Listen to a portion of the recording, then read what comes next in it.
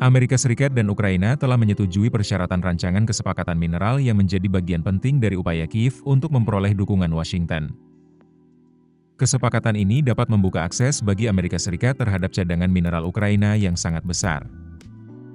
Trump menuntut ratusan miliar dolar sebagai kompensasi atas dukungan Washington terhadap Kiev. Sebelumnya, Zelensky menolak rancangan kesepakatan karena Washington meminta hak atas kekayaan alam Ukraina senilai 500 miliar dolar Amerika Serikat, sementara bantuan yang diterima Kiev dari Amerika Serikat jauh lebih kecil dan tanpa jaminan keamanan yang diharapkan.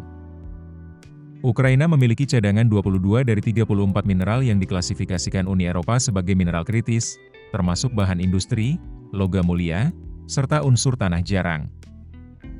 Cadangan grafit Ukraina, yang merupakan komponen utama dalam baterai kendaraan listrik dan reaktor nuklir, mencakup 20% dari total sumber daya global.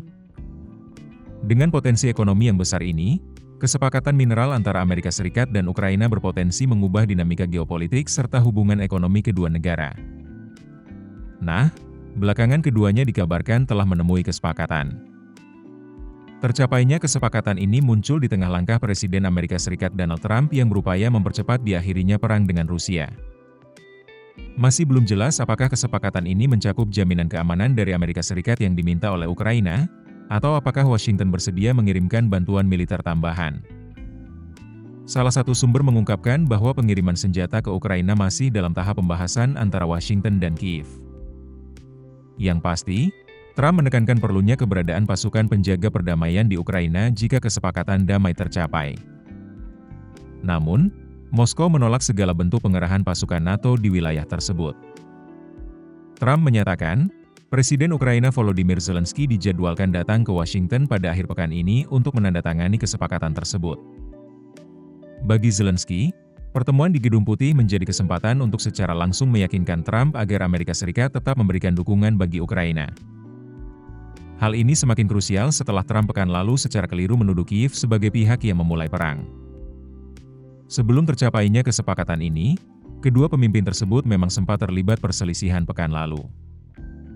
Trump sempat secara keliru menyebut Zelensky sebagai diktator yang tidak populer dan menekankan bahwa Ukraina harus segera mencapai kesepakatan damai agar tidak kehilangan negaranya. Langkah Trump yang terburu-buru dalam menekan penyelesaian konflik Rusia-Ukraina serta pendekatannya yang lebih akomodatif terhadap Moskow menimbulkan kekhawatiran akan adanya konsesi besar Amerika Serikat kepada Presiden Rusia, Vladimir Putin. Hal ini dapat berpotensi melemahkan keamanan Ukraina dan Eropa, serta mengubah peta geopolitik secara signifikan.